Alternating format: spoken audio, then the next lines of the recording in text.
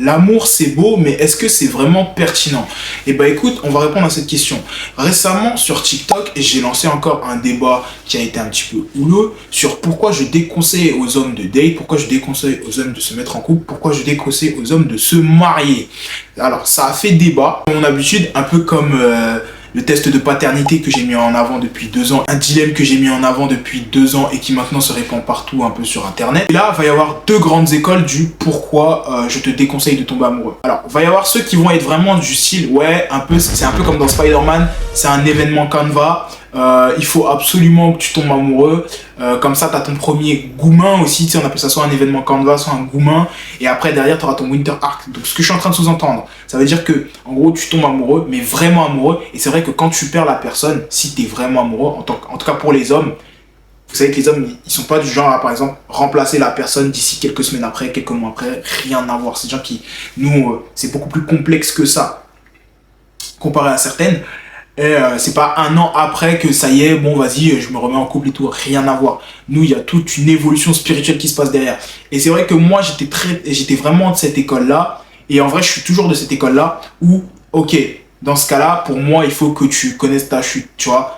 Genre vraiment que tu comprennes que l'amour, ça peut être un poison. Parce que quand tu perds quelqu'un et que tu es vraiment amoureux, c'est l'équivalent d'un décès. Ça a été vu, revu même dans des revues scientifiques. Et tu peux le trouver ça dans des articles d'université, etc., de grandes écoles. C'est l'équivalent d'un décès. Mais je pense que c'est important pour un homme de connaître ça. Parce que quand il a connu ça, entre guillemets, il a ce détachement qui va faire qu'il va être moins émotionnel. Je sais pas si tu vois ce que je veux dire. Donc, tu me connais, moi je suis pas vraiment un grand fan du stoïcisme, mais c'est vrai que tant que t'as pas connu ton premier événement Canva, ton premier Winter Arc, ton premier entre guillemets goumin pour certains, c'est vrai que tu vas être très émotionnel, très attaché à ça, tourner autour de ça, et toutes tes décisions, même celles qui sont censées être rationnelles, vont aller dans le sens de ta moitié. Par exemple, si je te dis une bêtise, tu vois, quand tu es sur ce fil entre guillemets de la perdre entre guillemets, j'ai vu beaucoup d'hommes perdre énormément d'argent, énormément de temps et énormément de dignité. J'ai vu des hommes se mettre à genoux devant une femme parce qu'ils ont merdé ou parce qu'ils sont en train de la perdre, alors qu'ils sont jamais mis à genoux devant leur seigneur, je te parle. Genre ils se sont jamais mis à genoux devant leur Dieu. J'ai vu devant leur mère même. J'ai vu des mecs perdre énormément de talent, payer des voyages à des meufs parce que voilà, ils savaient qu'ils étaient au moment où ils étaient de la perdre, ils voulaient juste se reconstruire avec elle, payer des voyages, leur tour du monde pour après se faire têche. J'étais comme ça quand même. Alors que j'ai vu des mecs offrir des trucs alors qu'ils n'avaient pas besoin de le faire. Enfin bref, quand tu es sur le bord de la rupture, en fait, t'as ce côté très émotionnel où les mecs ils ont peur, ils ont truc, alors que non, ouais, tu l'as perdu, elle vaut pas mieux que toi. Même si, vas-y, à l'heure actuelle, peut-être c'est une 9 sur 10 et toi, tu as un 7 sur 10 ou etc. Ou dans ton esprit, tu le conceptualises comme ça, peu importe. Pour moi, c'est super important d'avoir eu déjà ce premier cas-là pour ensuite, si tu es un mec émotionnel, je parle, si tu es un mec sensible, pour moi, c'est très important d'avoir eu effectivement cet événement Canva pour derrière ne plus jamais connaître ça, entre guillemets, et te reconstruire. Le but, c'est de te reconstruire. Je pense à un élève que j'ai, par exemple Nilo, lui c'est clairement son thème, apprendre aux gens à se reconstruire après une défaite, etc. Tu vois. Et ça c'est super important, un peu comme le phénix. Si tu passes par là, gros big up à toi. Le problème de l'amour, c'est l'idéalisation excessive. Tu vas avoir tendance à, entre guillemets, mettre sur un piédestal la personne, et c'est ça l'amour en vrai de vrai. C'est avoir des attentes, avoir une confiance, même délusionnelle. Il faut être bête pour tomber amoureux. Et ça c'est ce que je me dis, et c'est pas méchant quand je dis ça. C'est pas avec dédain, c'est pas pour me prendre pour quelqu'un que je suis pas, ou me prendre dessus de vous quand je dis ça. C'est vraiment, faut être bête. Si t'es pas bête, tu ne peux pas tomber amoureux. Plus t'es intelligent, plus tu vois les failles, plus tu analyses pas mal de choses, plus tu sais certaines choses.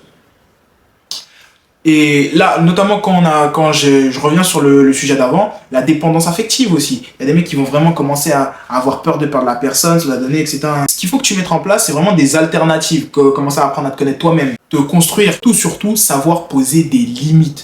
Parce que pour moi, un mec qui est vraiment fou amoureux ou un mec qui truc, pour moi, tu peux limite pas faire du business avec lui, en vrai, de vrai.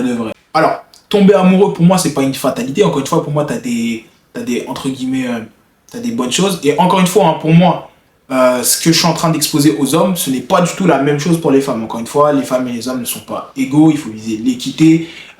L'amour ne doit pas être consommé pareil vis-à-vis des femmes comme les hommes. Mais pour moi, les hommes doivent vraiment, entre guillemets, apprendre à se connaître, se restreindre avant d'aller chercher. Et là où je voulais vraiment appuyer, c'était aussi, au lieu d'aller payer des dates à je sais pas combien de meufs, aller quémander de l'affection, quémander de l'amour auprès de meufs qui vont même pas forcément te plaire énormément physiquement, etc., te rabattre, paye des verres à tes potes, va au resto avec tes potes, apprends à te connaître, apprends à vraiment connaître ton cercle. Tu sais, ça me fait penser à une vidéo de, je crois que c'était Squeezie qui était en interview, ouais, ça, avec Lick, avec Mouloud Achour, si je dis pas de bêtises. Et à un moment donné, il dit, ouais, moi, je crois plus en l'amour. Le seul amour qui existe, c'est vraiment celui de mes proches. Genre, en gros, il parle de ses amis et de sa famille. Et c'est tellement réel. Et c'est ça que je vais vous faire comprendre, les gars. C'est que l'amour en soi, un homme ne devrait pas tomber amoureux.